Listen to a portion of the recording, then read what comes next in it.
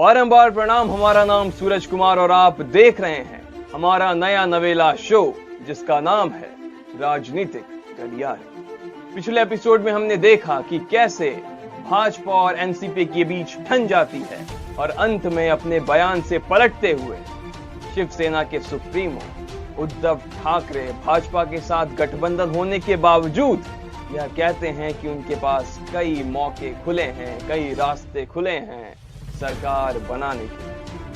अब आज इससे आगे जिस कारण शिवसेना की बीजेपी से ठनने वाली थी वह थी राज्य के मुख्यमंत्री की कुर्सी, जिस पर शिवसेना अपना अधिकार बता रही थी और भाजपा को उसके 50-50% के फॉर्मूले का स्मरण करा रही थी। लेकिन अपनी हट से ना खिसकने वाली भाजपा इस बात को धूर्तपूर्ण बता रही थी और उसी दौरान प्रेस से वार्तालाप करते हुए देवेंद्र फडणवीस कहते हैं कि महाराष्ट्र में भाजपा गठबंधन की सरकार बनेगी और मुख्यमंत्री सिर्फ एक होगा जिसका नाम होगा देवेंद्र फडणवीस। शिवसेना को भाजपा की यह बात बड़ी चुभ गई और इस प्रेस कॉन्फ्रेंस के ठीक अगले दिन शिवसेना के अखबार सामना में एक आर्टिकल छपता है और उस आर्टिकल का हेडलाइन रहता है महाजनादेश और उसी महा के बीच एक लंबा सा तीर उसका पेट चीरते हुए निकलता है, जैसे लगता है वह तीर भाजपा को चुनौती दे रहा हो और उसे उसके 50-50% फॉर्मूले का स्मरण करा रहा हो। चुनाव के इसी हलचल के बीच राज्य में कई पोस्टर लगते हैं और वह पोस्टर राज्य का मुख्यमंत्री आदित्य ठाकरे को बता रहे होते हैं। बीजेपी और शिवसेना की इसी खींचातानी के बीच अब सबकी निगाह एनसीपी सुप्रीमो शरद पवार पर टिकी होती कि कहीं पवार साल 2014 की तरह बीजेपी को समर्थन देकर राज्य में बीजेपी की सरकार तो स्थापित नहीं कर रहे। यह बात हर किसी को खटक रही थी और इसी का उत्तर जानने के लिए प्रेस शरद पवार के पास पहुंचती और सवाल करती कि क्या आप किसी को समर्थन तो दे रहे हैं। शरद पवार इन सब बातों को धूर्तपूर्ण और गलत बताते हुए कहते हैं कि जनता ने उन्हें विपक्ष के लिए चुना है और वह इस बात का सम्मान करते हैं। अगर शिवसेना उसके पास आकर कहेगी भी कि हम आपके साथ सरकार बनाना चाहते हैं तो वो जाएंगे, लेकिन आगे क्या होता है ये हम भी देखेंगे और आप भी। तभी एक नेता बड़ी गर्मजोशी के साथ अपनी पार्टी का पक्ष रखने सबके सामने आता है।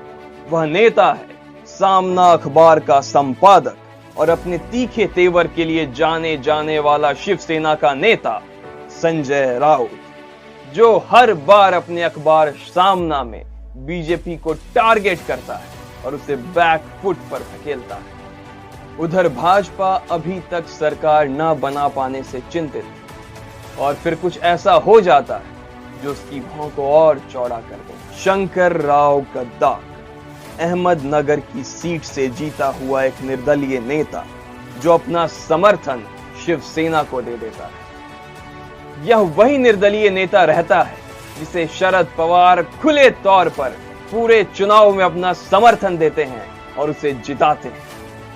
शिवसेना को गद्दार का यह समर्थन कहीं ना कहीं एनसीपी का शिवसेना के तौर पर जुड़ाव दिखा रहा है और बता रहा था कि आगे कुछ बड़ा होने वाला है, बहुत बड़ा, जिसके लिए बीजेपी शायद तैयार है। एक एक्सयूवी शिवसेना कार्यालय से निकलती है और आगे बढ़ती है। उसके पीछे पीछे मीडिया की गाड़ी उसके साथ हो लेती। जैसे जैसे वह एक्सयूवी अपनी मोड़ बदलती है मीडिया कर्मी के भौं चढ़ने लगते हैं। वह गाड़ी जाकर रुकती है शरद पवार के निवास पर और उसमें से जो नेता निकलता है उसको देखकर सब स्तंभ हो जाते हैं। वह नेता था शिवसेना का लाडला दुलारा, शिवसेना का बेबाक नेता संजय राउत। पवार का एक बयान भाजपा में हड़कंप पैदा कर देता है। प्रेस से मुखातिब होते हुए पवार कहते हैं कि जनता ने उन्हें विपक्ष के लिए तो चुना है, लेकिन आगे क्या होगा इसके बारे में वह कुछ नहीं कह सकते। इन सब बातों के बीच हर किसी को एक बात खटक रही थी। हर राज्य में अपना वर्चस्व कायम करने वाला नेता अभी तक महाराष्ट्र से दूर क्यों है? अमित शाह इस राज्य से अभी तक दूर क्यों थे? क्या अमित शाह और देवेंद्र फडणवीस के बीच जो बातें बताई जाती है, उन दोनों के बीच मनमुटाव की जो बातें बताई जाती है, क्या वह इस तरफ इशारा कर रही है? एनसीपी और कांग्रेस अब धीरे धीरे शिवसेना के करीब आ रही थी और यह करीबी बीजेपी को खटक रही थी। तभी कांग्रेस कहती है कि हम शिवसेना को समर्थन देने के लिए तैयार हैं, लेकिन शिवसेना को केंद्र में भी भाजपा के गठबंधन को छोड़ना होगा, तोड़ना होगा। शिवसेना चिंतित, लेकिन बात वही 145 का आंकड़ा जो कांग्रेस के बिना शिवसेना पार नहीं कर सकती राज्य में सरकार बनाने की। शिवसेना सारी बातों को मान लेती और वह वक्त आता है जब आदित्य ठाकरे गवर्नर के पास शाम 6:45 पर पहुंचते हैं समर्थन पत्र देने के लिए। आदित्य ठाकरे शिवसेना का समर्थन पत्र गवर्नर को थमाते हुए कहते हैं कि कुछ देर बाद ही एनसीपी और कांग्रेस का भी समर्थन पत्र मेल पर आ जाएगा। गवर्नर कहते हैं, मैं इंतजार कर रहा हूं। वक्त बीतता जा रहा है, अभी तक कोई हलचल नहीं एनसीपी और कांग्रेस की तरफ से। आदित्य ठाकरे बेचैन हो जाते हैं। वह बोलते हैं कि उस टीम को फोन लगाओ जो समर्थन पत्र तैयार कर रही है। उस ओर से फिर कहा जाता है कि समर्थन पत्र बस आने ही वाला है, लेकिन आता नहीं है। और इसके बाद ही गवर्नर के द्वारा राज्य में राष्ट्रपति शासन लागू कर दिया जाता है, शिवसेना के बार बार वक्त मांगने के बाद।